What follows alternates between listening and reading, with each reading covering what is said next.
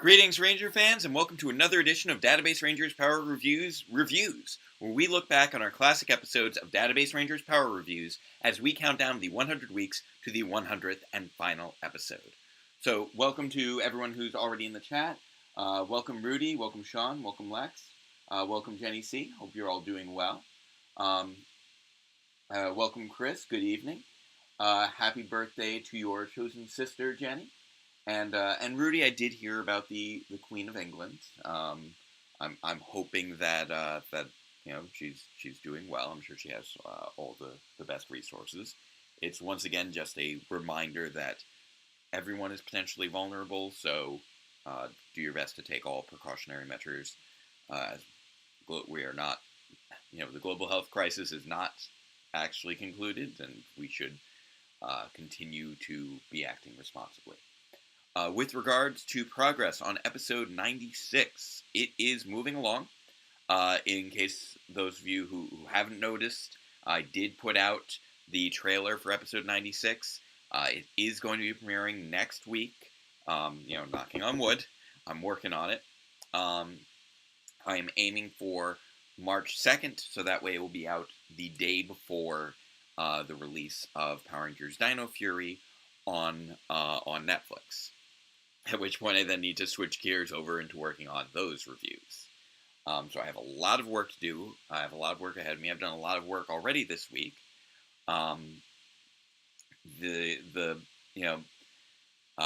did a whole filming session yesterday to take care of the pickup shots, which took a lot of time, but I got some good stuff taken care of. Basically, it was really just sort of the final scene of the episode that I needed to finish shooting because there were a few elements of it that needed to be completed before I could shoot it. So now I managed to finish putting that together. The intro portion is like 90% there. The review portion is basically there. The conclusion is about halfway there when it comes to just the basic editing. So I'm hoping to finish basic editing tonight and then dedicate the rest of the weekend to polishing effects, and then just polish work for Monday, Tuesday next week, so that it'll be good to go on Wednesday. That is the goal. I am not expecting to get much sleep. It has definitely been a lot of work. I'm glad to hear that you're excited about the subject of the next review. I know this was something that I've mentioned several times, that there are seasons that do get multiple episodes covered in Year 3, and Dino Thunder is one of them. So even though I know that Lost and Found Translation was covered not too long ago, Fighting Spirit is just one that really felt like it needed to be addressed. At this point, we're into 96 starts off the final 5 episodes. And the final 5 episodes have been planned for a very, very long time before I'd even worked out the rest of which episodes I would be covering for Year 3. Because I figured these final 5 are probably the 5 most impactful episodes of the first 17 years of the franchise that I could think of. So we've got some big stuff coming up. Major episodes in the history of the franchise coming up for review for these final 5 episodes, and obviously a lot is going to be happening as we lead into the finale. Episode 96 is shaping up to be a very long episode. It's already over 25 minutes. And I'm not gonna lie, this might be the first one to crack half an hour. It depends on how tight I manage to get all the editing, especially with the final sequence, but the review chunk of it is like nearly as long as the episode itself, just because there's so much stuff going on, and I'm analyzing so many things, and there's so many reveals, and there's so much action. That it's just a jam-packed episode. And I really hope that you guys enjoy it. I really hope that everyone enjoys episode 96. It's one that I've been working really hard on across the course of these last 2 months, and it's one I've had in mind for a very long time. Um, it has not been the same level of work as 95 was, but I think it's going to be still quite impressive if I manage to actually pull it all together. Or at the very least, you can definitely expect a lot of action and a lot of reveals regarding the plot of the series, because I've got there's going to be revelations coming through right all the way through to the final episode. So, all that said, we've got a very interesting episode to be exploring today. And before we do, we must all recall our 3 equally non-controversial phrases. So, number 1, say it with me, chat. Black lives matter. Number 2, say it with me, chat. Fascism is bad. And number 3, say it with me, chat. Superheroes are fun. So let's dive back in with our favorite superhero, one Mr. Database Ranger, as we explore episode 67 of Database Ranger's Power Reviews, the Power Morphicon live panel for Clash of the Red Rangers. And here we go. Oh. Where's the volume? Oh, I'm going to pause that a moment. I'm having a volume issue. Something get muted by accident somehow? What's going on there? Oh, yep. Sorry, somehow my my laptop got muted. Alright, bring it back. And go. Sorry about that. There's that good old announcer voice.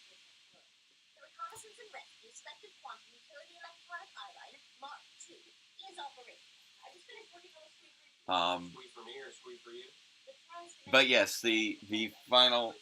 So this was sort of the big episode that kind of inspired the Summer Saga in many regards, because I knew that I wanted to do a Power Morphicon episode if I could. It felt like a series that explores the history of the Power Rangers franchise would be incomplete without a Power Morphicon episode. And I'd been on staff for Power Morphicon a number of years, and this sort of came together at the last minute. So this is also one of the very few episodes to actually break a hard and fast rule when it came to filming. This is the only episode that's shot this way. I love that shot. I had our good friend Seamus Kelly filming a lot of this. And this one I felt we had to just dive right into, not have the intro conversations like we had for the previous episodes. And I felt like we didn't need that little glimpse into the lives of Database and Kay because they'd been so prominent throughout the show. Unlike with Guy, Mayo, and the more Posners. Welcome, Dan. Just in time. But you can see the rule that I'm breaking with regards to filming is the handheld camera.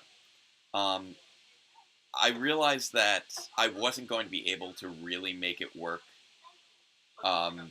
with the typical with the typical tripod. And of course, this is the one appearance of Jake and MJ.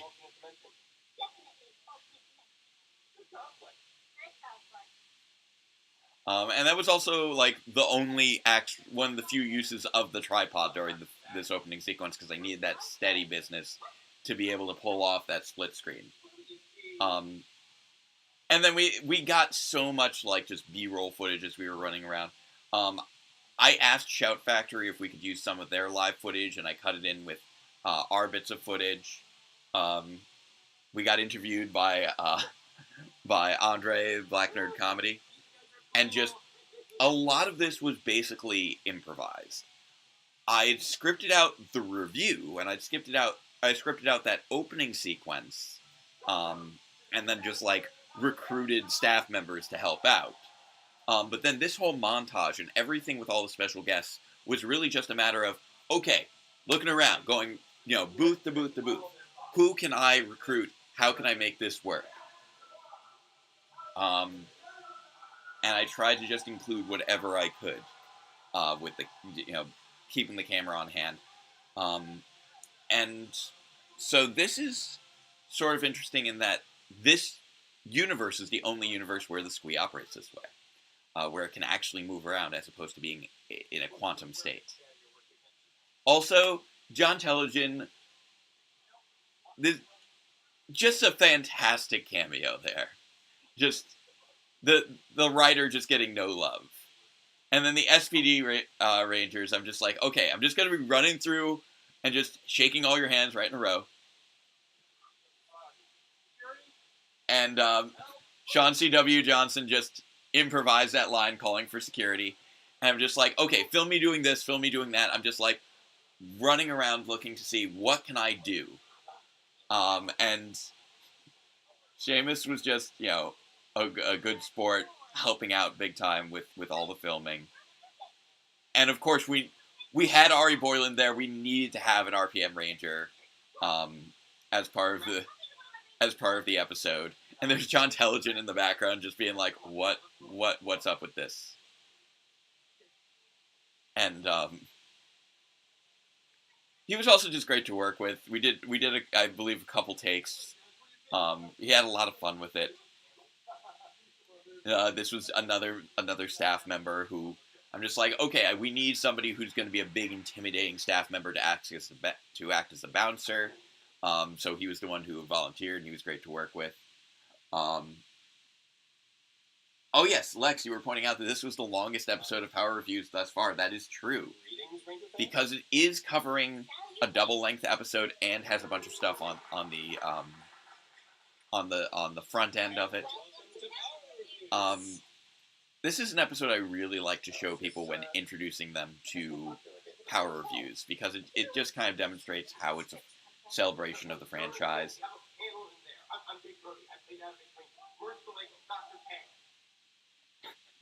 And I really wanted to have this live panel be an in-universe experience. And the only way I could think of to have it be an in-universe experience, because every part of Power Reviews is always an in-universe experience, was having them cross through dimensions. And so that kind of acted as the impetus for the Summer Saga of going through all these different dimensions.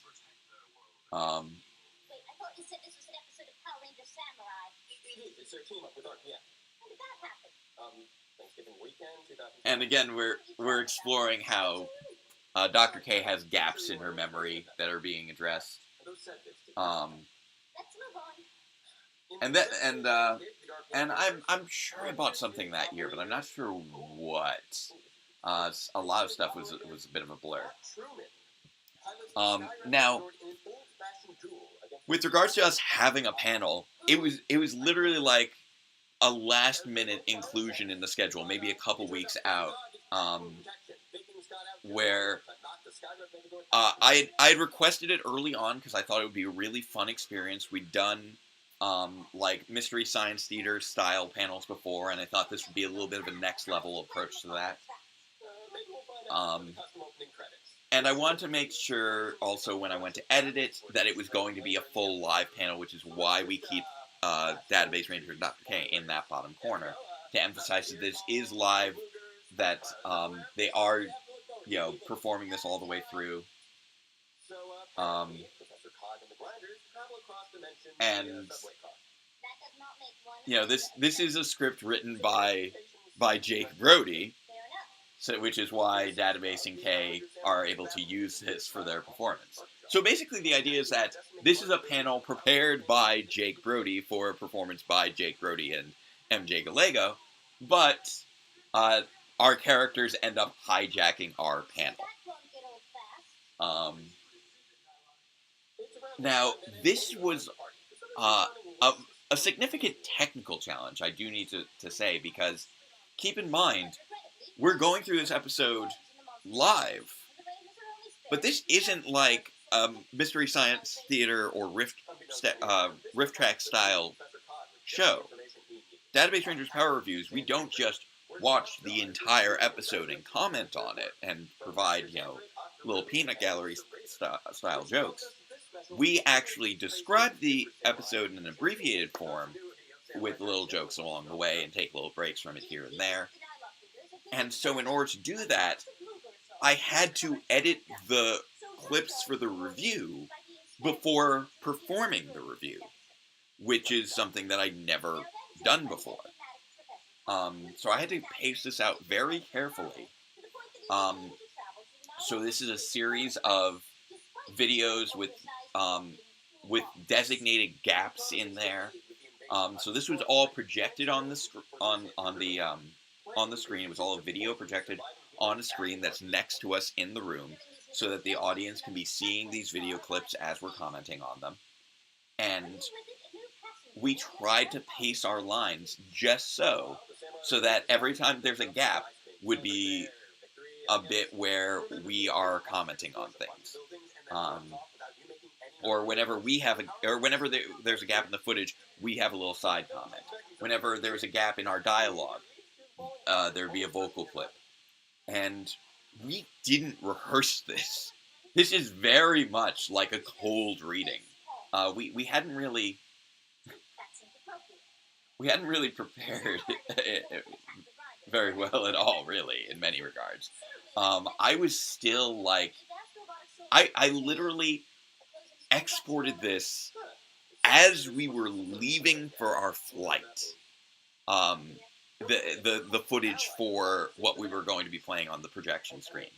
And I actually had to call Dave to go to our apartment, finish the encode because it didn't properly transfer, and like email me the episode footage or upload the episode footage so that I could download it onto my laptop in LA and then have that on my laptop to be able to present here for the panel event.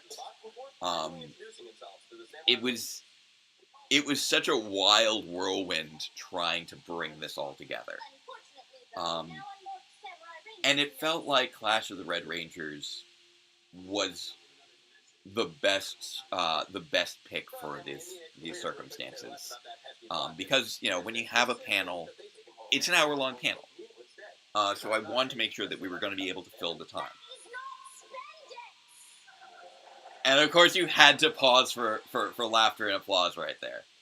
I'm just still amazed at how many people we actually had in that room. And how many people recognized us at the convention. How come MJ isn't here for the live reaction? We have a child. Child needs parent to be on hand.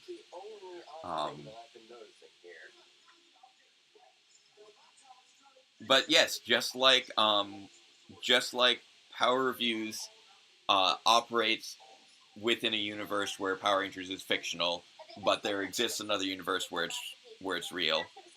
Power Reviews here gets to enter into a universe where they are fictional, and just creating that extra layer of meta-narrative that I really love to play with. AC here. Again, that's a vocal clip from the episode playing in real time as we're reviewing the episode. We had to nail the timing so well. And I actually put those little gaps in the footage there where we would normally have our little asides in a typical review. And that was when it would go to a black screen. And I put that in there to give me moments to occasionally pause and reset if I had to, in case we got out of sync. You explain that to him? Hey, are you sure we don't know something? I think I may. Let's continue. And again, I wanted to make sure that there were story elements to this episode as well. But stuff that wouldn't be spoilers for the rest of the audience. And that's one of the kind of fun things. You know, this episode, we filmed the live panel at the end of August, but the Summer Saga didn't really premiere until September. So I wanted to make sure that this wouldn't be a spoiler for other episodes. And that was one of the other reasons that it worked so well for this to be after the focus episodes on the more Potsners, Mayo, and Guy, because they have completely separate plots that DB and K aren't aware of, so they wouldn't make sense for that to come up in conversation during the live panel. And all the major exposition would be handled during the pre-recorded bits that were filmed elsewhere. Although I call them pre-recorded, the scenes that you saw from the beginning of this episode were all filmed after the live panel.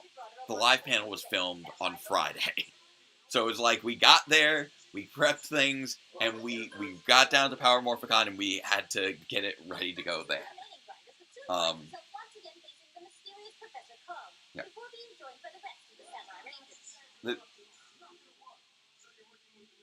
And you can see that our timing isn't perfect.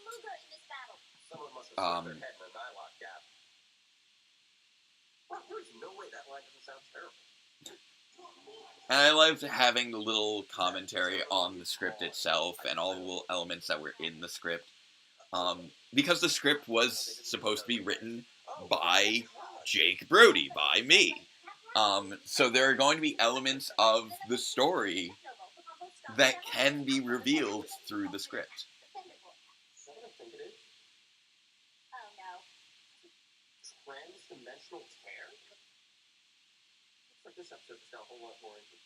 And unfortunately, that was supposed to be kind of in sync there. Again, you can tell there are little hiccups and little bloopers. I did actually tighten up a few spots here and there in the editing, but by and large, I did try to keep that live experience preserved in the final edit.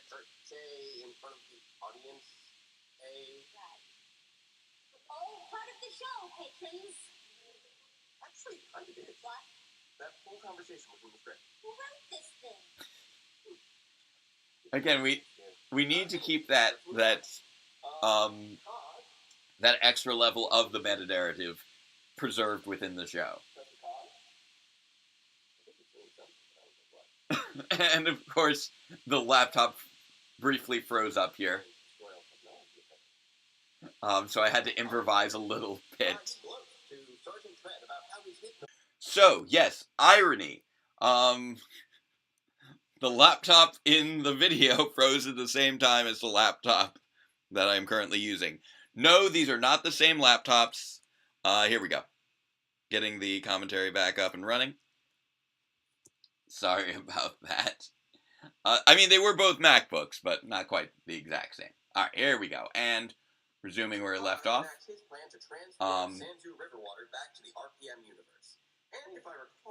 But yes, I know. I need a new laptop. I always need new things.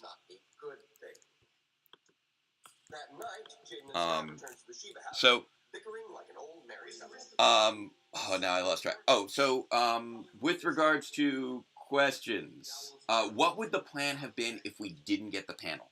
So, if we hadn't been able to get the panel, we were going to fake a panel.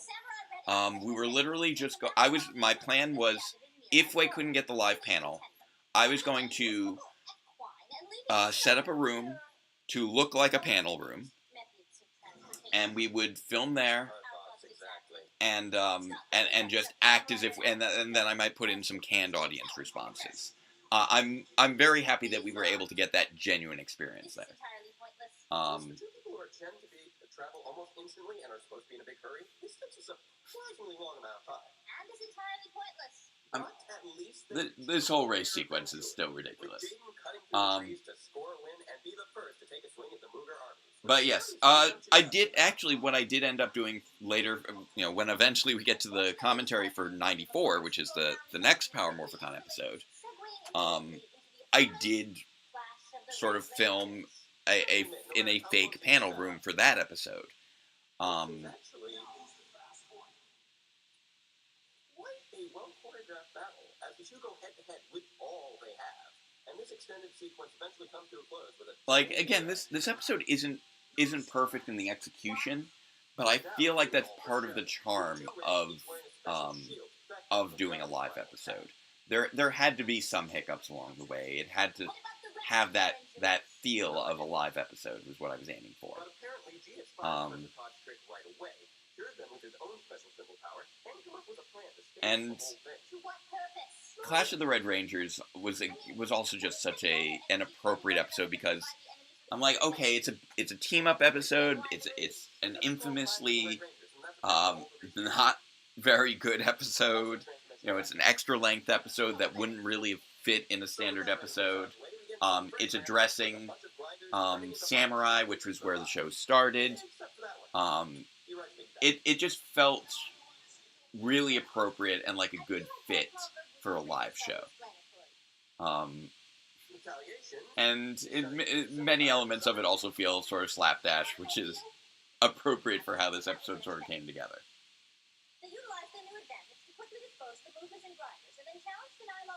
Yeah, the horse is magic. It's a super fast magic horse, apparently. Next up to bat is Professor Todd. But this time, Shaden's got a little trick up his sleeve. But yes, I love that. We had these technical issues just as I was commenting on technical issues in the episode itself.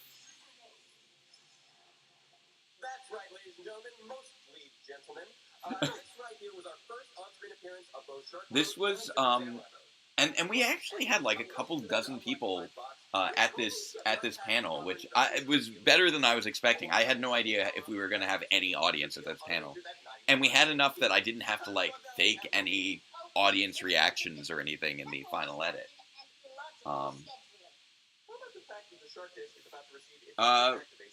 Rudy, I've met Bruno and Mia a few times. We're on friendly terms. We haven't, had too many opportunities to work together. We have been on a panel or two together as Power Rangers YouTubers, and they're very nice people.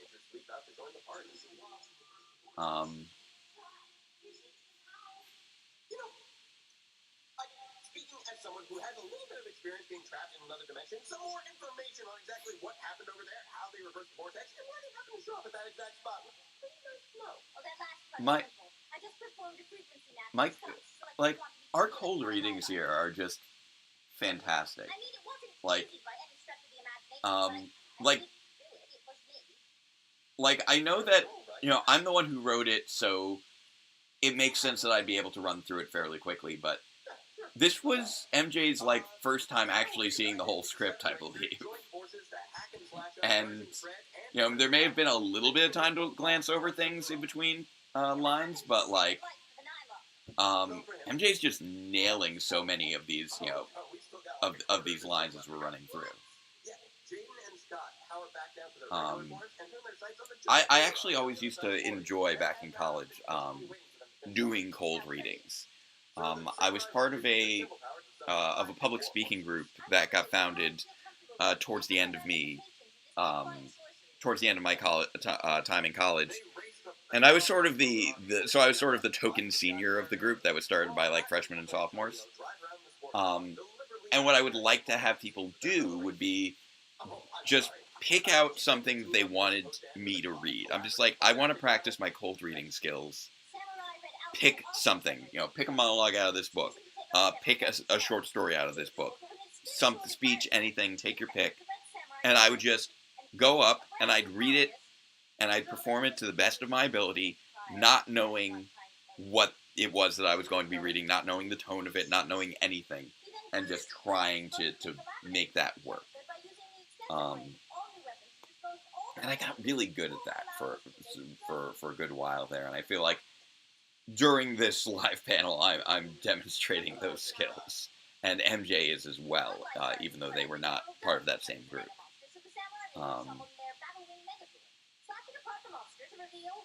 And And by Odin's beard was totally stolen off of Flynn, which felt appropriate, especially considering we ended up seeing Ari Boyland in this episode. So, to avoid lingering on this moment any longer, let's fly right through. Got a tax. James suddenly remembers that and you can see there's that little gap there when I got a little out of sync. Which bites off guts? Sure, let's call it that. Before combining with the Megazord. Sure, let's call it that. And defeating General Gut once and for all. This is such a tricky little thing because it's supposed to be fast paced, but I also need to make sure to leave enough room in the edit for each of the lines. It's back and forth between me and the pre-recorded video work.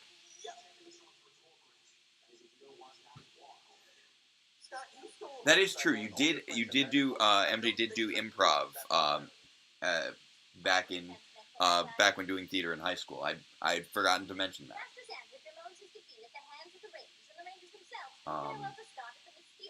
So yeah, this was really just us, just at the top of our game in a lot of respects. Like, there are so many bloopers in every recording of Power Reviews. Like, you have no idea how many bloopers and how many flubbed lines we do when we record every episode.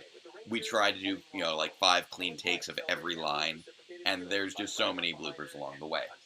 But when we have the script in front of us and we're able to just roll with that, we're able to do quite well.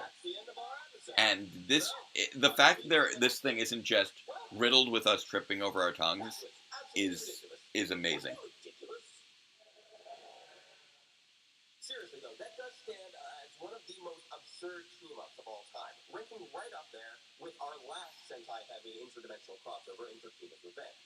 The big difference here is that despite the obvious flaws, there's no such thing as monsters.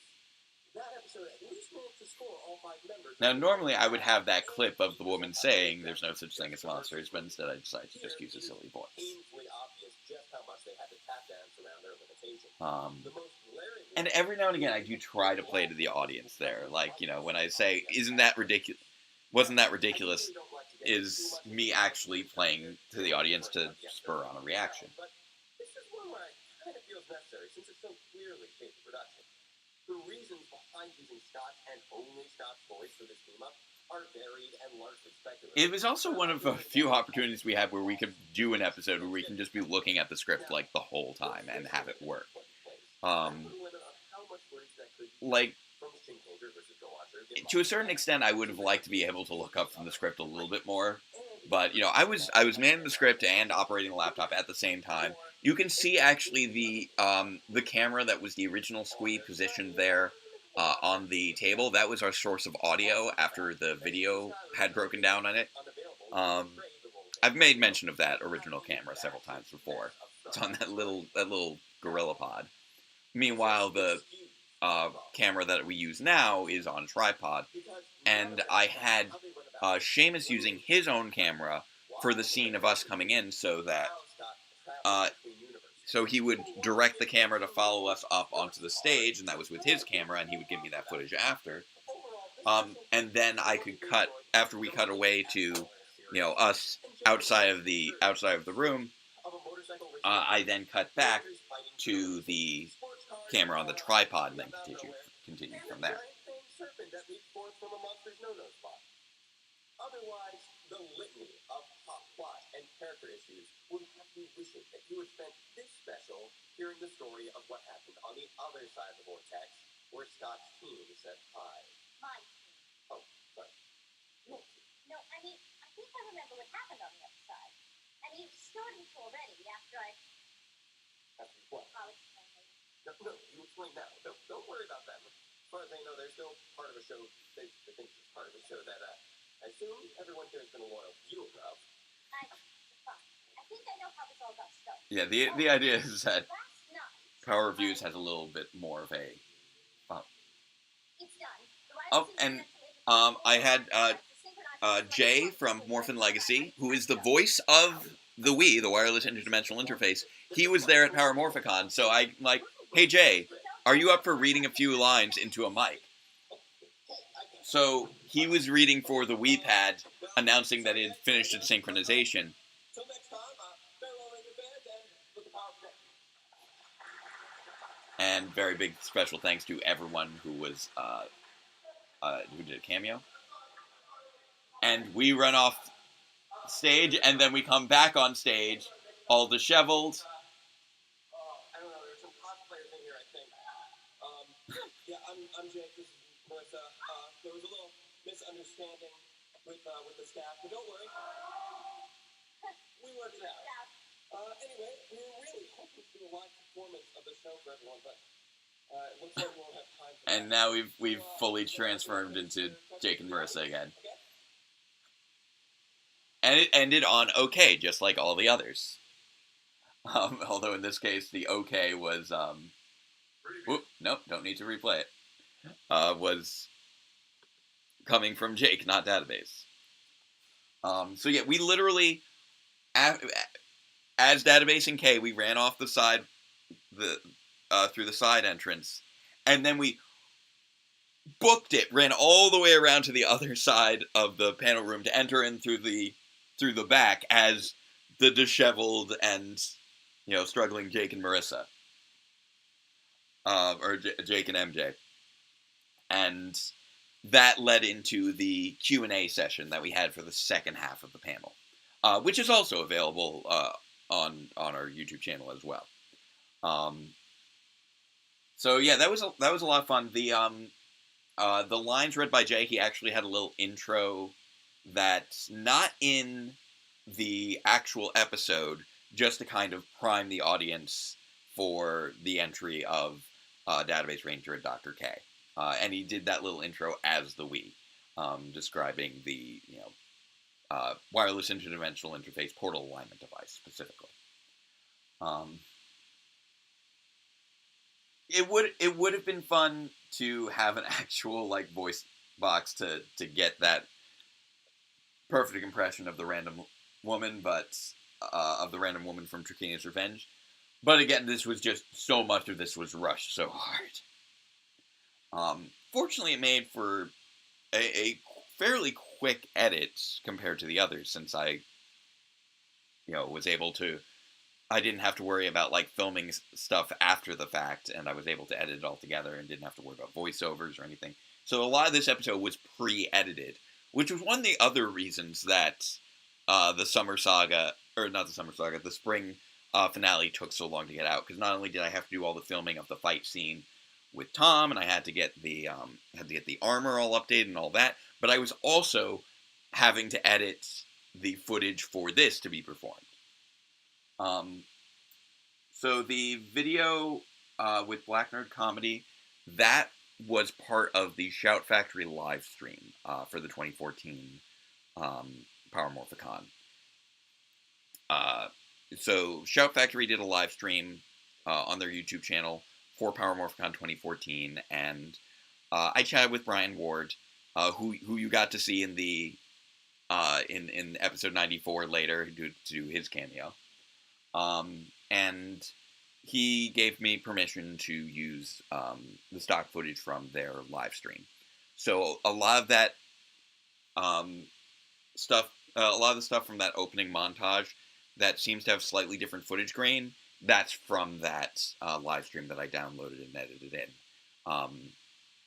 So if you look through there, you'll find when Andre interviewed us for Shout Factory, along with a few of the different cosplay moments in there, the celebration out front with the Super Mega Force team flipping, and all that good stuff.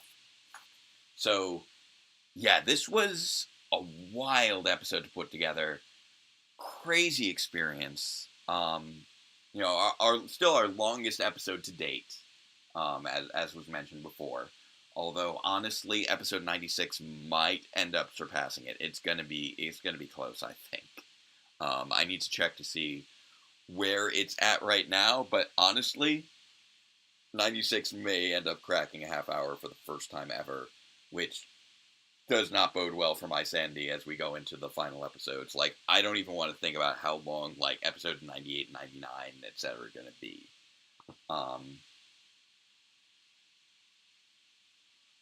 Were we afraid of losing the Wii U gamepad? A little bit, because it was borrowed. It's not ours. It's Dave's. Again, Dave, super awesome guy. Like, never fails to be a super awesome guy. So we had to make sure to keep a close eye on it. I probably lost something during the course of that trip. Like, I think I had to do like a rapid costume change in order for us to pull off the split screen, and I think I may have left a T-shirt in a bathroom and then never seen it again. So that was unfortunate. I think I lost my Lost Galaxy T-shirt, sadly, because that was a free T-shirt that I'd gotten from Power Force event, and it was a nice T-shirt.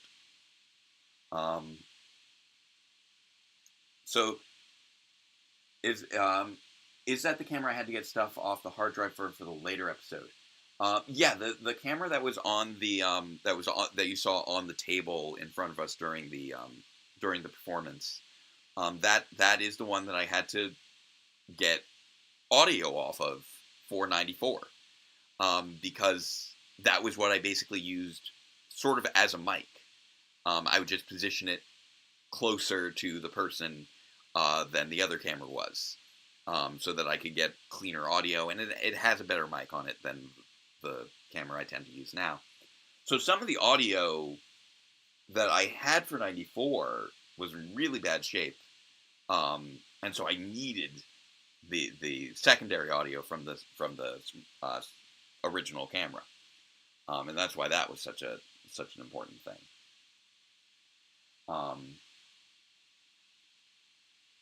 But yeah, this episode was filmed entirely on location, unlike episode 94, which was partially on location. And yeah, it was such a guerrilla filmmaking, improvised experience in so many ways. It was just, okay, who's here? Who can I ask for things? What can I get from them?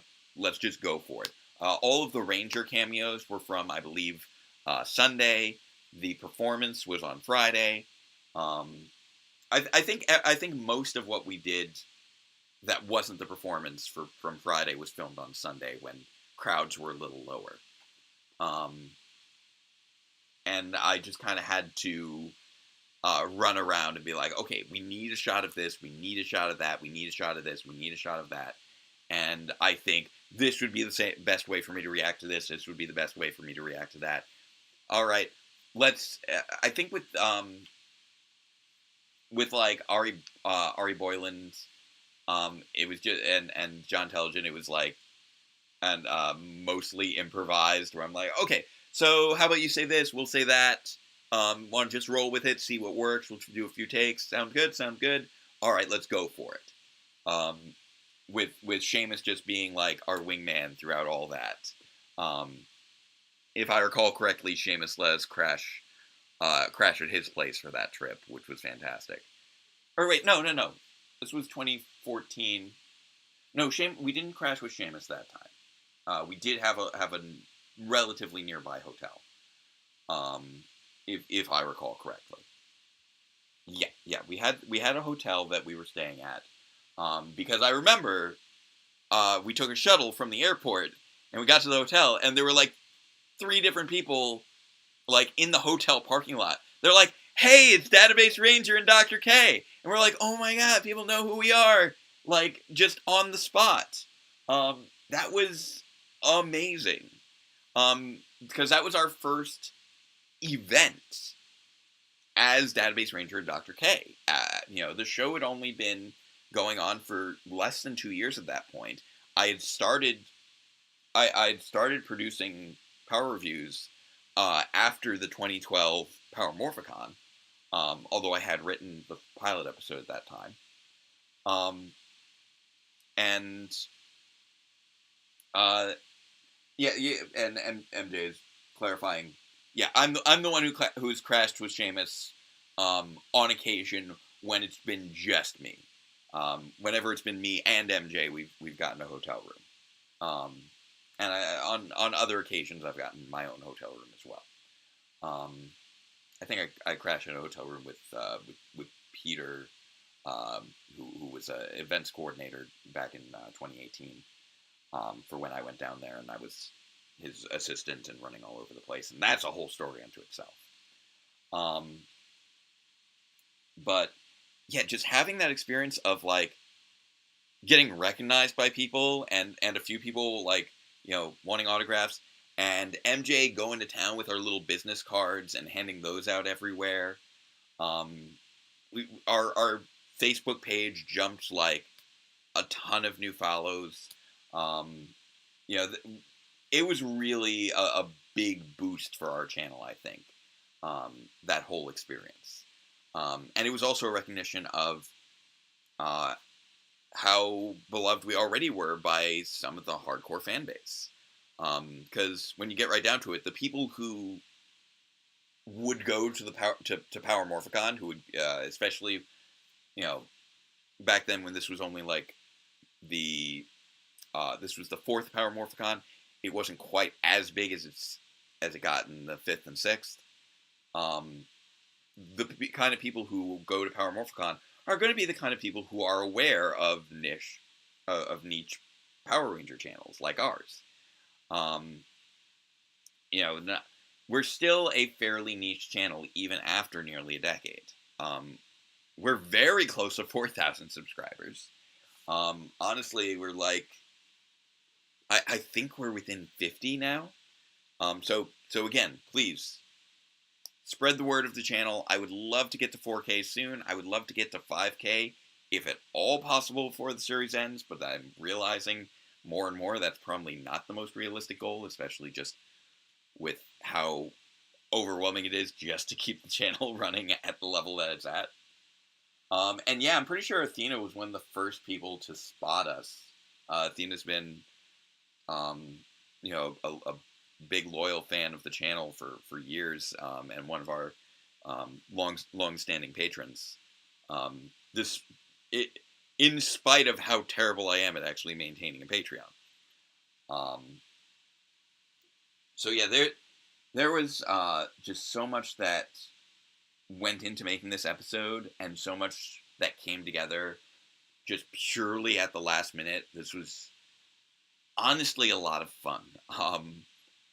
In many regards, I wish that more episodes could be like the Power Morphicon episode, with the exception of having a little bit more prep with the script. That was probably the one thing that we probably could have done a bit better. But just that bit of, okay, we're just going to go, have a weekend, film the whole thing, we'll see what happens, and then I put it all together in post. And that's what we did here. And it just kind of worked, I think. That opening montage was really one of my first times where I was sort of just putting together an edit of footage, and I wasn't really sure what it was going to entail, and finding the ebb and the flow and the right order of things. That was all an interesting new editing experience for me, really just making a montage. And so this was very much a great experience and a great learning experience when it came to a bunch of different things that sadly I haven't had a chance to do too much since then. You know, it'd be really fun. Yeah, 3.94 thousand subscribers. Yeah, we're just over 50. It's like in between 50 and 60 subscribers away from having that 4,000 mark. We are getting close. And I'm, you know, nope, not trying to play it again. Sorry, I accidentally hit a button there. So this has been a long, a long commentary, in part due to the fact that, you know, we had that little hiccup in the middle. But also just, this was the longest episode of Power Reviews to date.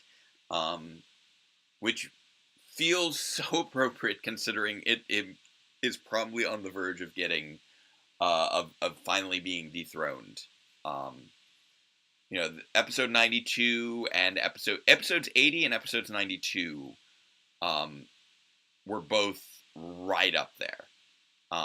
I'm still surprised at how long 92 came out, and I think part of that comes down to the blooper montages and just the heavy speeches between Database and Landlord. And I think really one of the things with some of the longer episodes of Year 3 is really just I speak slower as the landlord. Whenever I'm performing as the landlord, I'm speaking in a very slow, deliberate tone. And that causes every line that I say to take considerably longer than it would if I was just speaking as Database Ranger. So I swear, like, probably a good, like, several minutes are added on just because I'm performing as the landlord instead of as Database. But, yeah, we'll see how it all comes together this week. Hopefully, much like with the Power Morphicon episode 96 will just be this whirlwind of everything suddenly falling into place. It's on the borderline. I've tried to take full advantage of this week at home. You know,